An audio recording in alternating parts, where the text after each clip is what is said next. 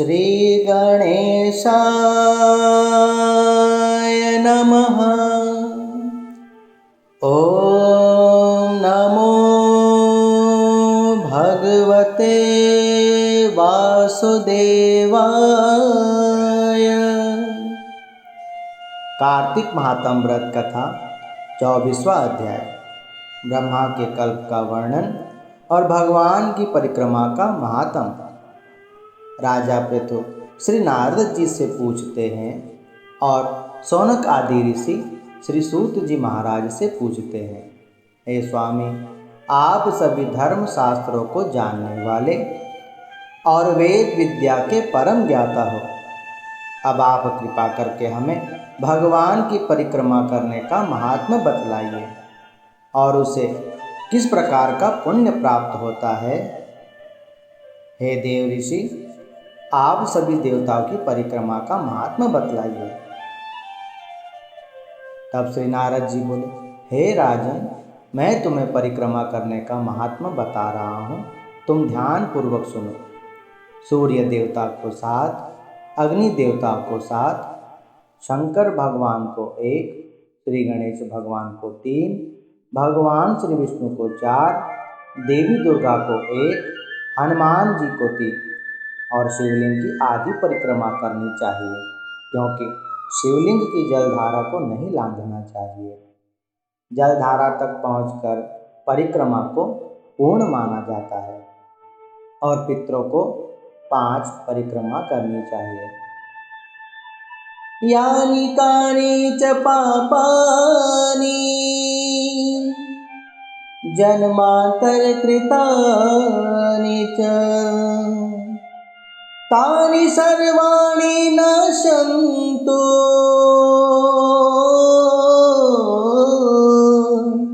प्रदक्षिणे पदे पदे। प्रदक्षिणे पदे पदे।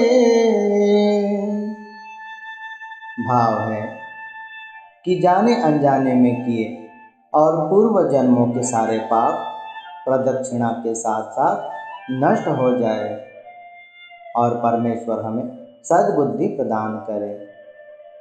परिक्रमा किसी भी देव मूर्ति या मंदिर में चारों ओर घूमकर की जाती है, परंतु कुछ मंदिरों में मूर्ति की पीठ और दीवार के बीच में परिक्रमा के लिए जगह नहीं होती है। ऐसी स्थिति में मूर्ति के सामने ही गोल घूमकर परिक्रमा की जाती है। इस प्रकार परिक्रमा करने से सभी धर्म कर्म सिद्ध होते हैं।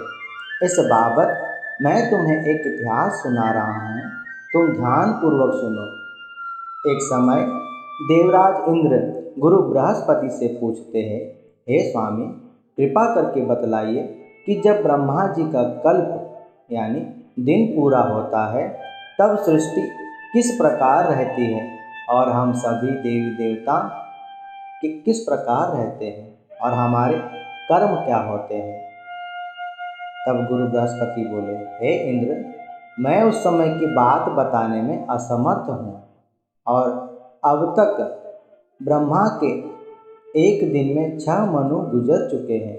बाकी तुम्हें अधिक जानकारी चाहिए तो तुम्हारे राज्य में एक सुधर्मा नाम के ब्राह्मण रहते हैं, उनके पास से ही तुम्हें इसके बारे में जानकारी प्राप्त हो सकती है। और इतना कहकर गुरु बृहस्पति और सभी देवता मिलकर सुधर्मा ब्राह्मण के पास आए और सुधर्मा ब्राह्मण ने उनका यथा योग्य प्रेम पूर्वक प्रणाम कर उनका भव्य आदर सत्कार किया। देवराज इंद्र सुधर्मा ब्राह्मण का तेज और ऐश्वर्य देखकर आश्चर्यचकित हो गए। आश्चर्यचकित हो उनसे पूछने लगे, हे ब्राह्मण देव, तुम्हारा तेज, तुम्हारा ऐश्वर्य, तुम्हारा यश हमसे इतना अधिक किस कारण से है? तुमने ऐसा कौन सा यज्ञ, तपस्या या दान या पुण्य किया जिस कारण आज तुम हमसे भी अधिक यश प्राप्त किए हो? और श्री ब्रह्मा जी के कल्प के पूर्व का हाल भी आप किस प्रकार जानते हैं? कृपा करके यह सब विस्तार पूर्वक बतलाइए। यह सुनकर सुधर्मा ब्राह्मण बोले, हे देवताओं, जब 1000 बार 4 युग बीत जाते हैं तब ब्रह्मा जी का एक दिन होता है, और उस एक दिन में 14 इंद्र और 14 मनु और अन्य अन्य सभी देवता होते हैं। जब मैं विष्णु लोक में रहता था तब मैंने अनेकों ब्रह्मा को बदलते हुए देखा। हे इंद्र, अब मैं स्वर्ग में गुजारा करता हूँ। मैंने जो सत्कर्म किए हैं मैं वह तुम्हें बता रहा हूँ। एक जन्म में मैं बाज पक्षी हुआ था और धरती पर मांस भक्षण करता था। एक दिन मैं भगवान विष्णु के मंदिर की दीवार पर बैठा हुआ था तो एक शिकारी ने मुझे मारकर घायल कर दिया। घायल होकर मैं मंदिर के अंदर ही गिर पड़ा और उसी समय मांस के लालच में एक कुत्ता आया और उसने मुझे मुंह से पकड़कर इधर उधर देखने लगा। वह अन्य कुत्तों के डर से मुझे मुंह में पकड़कर मंदिर के चारों तरफ गोल गोल चक्कर लगाने लगा और अन्य कुत्ते भी मांस के लालच में उसके पीछे पड़ गए और वह कुत्ता मंदिर की गोल गोल परिक्रमा कर दौड़ने लगा। सभी कुत्ते उसके पीछे पीछे दौड़ने लगे, जिस कारण सभी की भगवान के मंदिर की परिक्रमा हो गई। इस पुण्य के कारण भगवान श्री विष्णु सभी पर प्रसन्न हुए और सभी को परम पद देकर मुक्ति का अधिकारी बना दिया और मैंने भी विष्णु लोक को प्राप्त किया। हे देवराज इंद्र, हमने तो अनजाने में ही भगवान की परिक्रमा कर इतनी सुंदर गति प्राप्त की, परंतु जो जीव सच्चे भाव और श्रद्धा से भगवान की परिक्रमा करते होंगे, पूजा करते होंगे, उनको तो कितना अनंत फल मिलता होगा। सुधर्मा ब्राह्मण द्वारा परिक्रमा का इतना महात्मा सुनकर देवराज इंद्र अत्यंत प्रसन्न हुए और उस दिन से भगवान की भक्ति करने लगे और भगवान के मंदिर की परिक्रमा करना आरंभ कर दिया। श्री नारद जी बोले, हे राजा पृथु, परिक्रमा करने का तो अनंत महात्म है। कार्तिक शुक्ल पक्ष की 9वीं तिथि के दिन परिक्रमा करने से मनुष्य के सभी पाप भस्म हो जाते हैं। यह जो 9वीं तिथि है, यह सतयुग की आदि तिथि है। कार्तिक शुक्ल पक्ष की 9वीं तिथि के दिन जो भी जीव मथुरा में जाकर परिक्रमा करता है और भगवान के दर्शन करता है, उसके करोड़ों जन्मों के पाप मिट जाते हैं।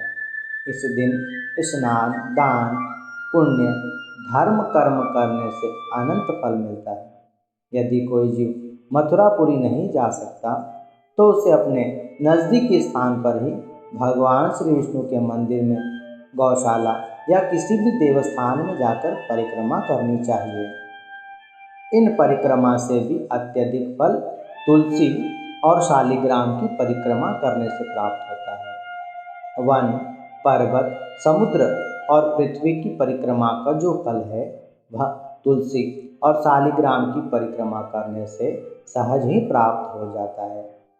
कार्तिक मास के शुक्ल पक्ष की 9वीं तिथि को प्रातःकाल उठकर स्नान आदि से निवृत्त होकर भगवान के 8 अक्षर वाला मंत्र ओम नमो नारायण, ओम नमो नारायण अथवा 12 अक्षर वाला मंत्र ओम नमो भगवते वासुदेवाय, ओम नमो भगवते वासुदेवाय, इन मंत्रों का उच्चारण कर परिक्रमा करनी चाहिए।